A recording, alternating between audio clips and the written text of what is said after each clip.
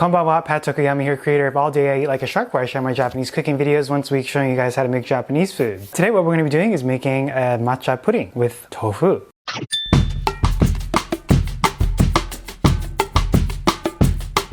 One of my favorite ingredients. We're going to be using Mizuba matcha. This is from Mizuba Matcha Tea-Co. This video is brought to you in partnership with Mizuba Tea-Co. Make sure to check out their matcha from Uji in Japan. So, have you ever made tofu desserts before? If you have, let me know in the comments below and let me know what you made. I would be interested to see what you guys have come up with. And if you haven't, let me know if you think you'll be trying this recipe. So, it's pretty straightforward. I have all of my ingredients here ready to go, and matcha pudding is one of my favorite desserts. And today we're going to be doing it a little bit healthier. We're going to be using tofu. So we have a half block of soft tofu here, and we're going to be pureeing it with a little bit of almond extract, some vanilla extract, 2 tablespoons of matcha, about 3 tablespoons of sugar, and about a 1/4 cup of whole milk. You can also use cream if you want it really rich, but today we're going to be a little bit more conservative. And what we're going to be doing first is melting the gelatin here. So I have about 2 teaspoons of gelatin. So that's roughly about 5 grams-ish, and it's been dissolved in about 2 tablespoons of water. And what we're going to do is melt it, because I stirred it up and it's a big clump of gelatin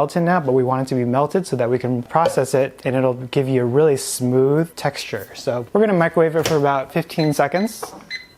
Meanwhile, we can throw in a dash of vanilla extract, just about a 1/4 teaspoon, and a 1/4 teaspoon of almond extract. And our gelatin has melted, as you can see. And then since we don't want to heat everything up right away, we're going to drop in the sugar first, let that cool off for a bit. So after we add in the sugar, we'll add in the matcha powder, 2 tablespoons worth. Gelatin, make sure it's all dissolved. You don't want any chunks of gelatin, it's going to ruin the texture. And then 1/4 cup of milk. And all we got to do now is puree everything, and then we'll put it into these glass containers that I have right here, and then we'll be done. Pretty straightforward. So if you don't have an immersion blender, just use your regular blender, or alternatively use a food processor. So you want to get the mixture as smooth as possible. It should be a nice pale green. Alright, so that looks good to me. At this point, you can taste it for sweetness. Some alternatives to sugar. If you don't want to use sugar, you can use honey or maple syrup as well. It's going to be slightly different flavor profile, especially depending on the honey that you're using, because honey has very different tastes and characteristics depending on what flowers those bees visited. So if you didn't know about honey, that's one of my favorite, I guess, sweet things to enjoy, because depending on where those bees got their nectar, or depending on the flowers that are in the area that the bees live in and visited, that's going to change the characteristics of the honey in terms of flavor. So you can actually taste it for sweetness, and that's essentially it. So I like to top this with a little bit of kuromitsu, which is the black Okinawan sugar syrup. You can also use whipped cream, sweet whipped cream. You can serve it with some strawberries or kiwi, some sort of a fresh fruit. Sometimes I like to put some shiratama or anko, which is the sweet red bean paste. So those are some other ways that you can enjoy this, or you can just eat it plain. Whatever you would like to do. Put some in this container, and then we're going to chill it to set. So I guess a couple tips for making this pudding a success. Don't drain your tofu. Even though most of my Japanese tofu dishes, we drain the excess water. For this one, we don't. Otherwise, it might not be as silky. Make sure that you use a soft tofu, and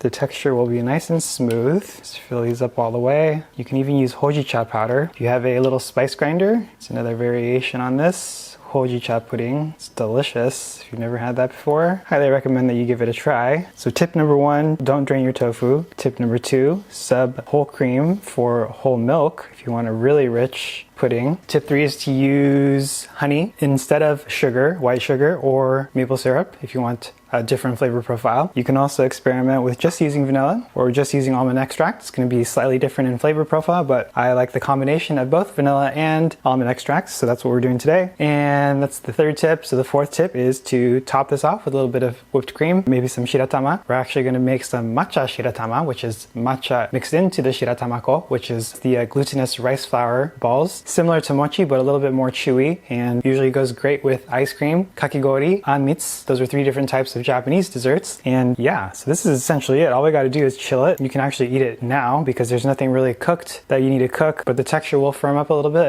It'll be nice and thick. So we'll go ahead and cover this with plastic wrap, and that'll be it. So hope you guys give this a chance. And if you have any questions or comments, leave them below. Question of the day: have you ever made matcha desserts before? And if you have, what kind of desserts did you make? Let me know in the comments below right now. Or alternatively, let me know if you think you'll be trying this recipe. Other than that, I think that's going to be it for today's video. Appreciate you guys watching. If you want to see more videos like this one, subscribe if you haven't already. And other than that, I think I'll see you in my next video. Jana, bye bye.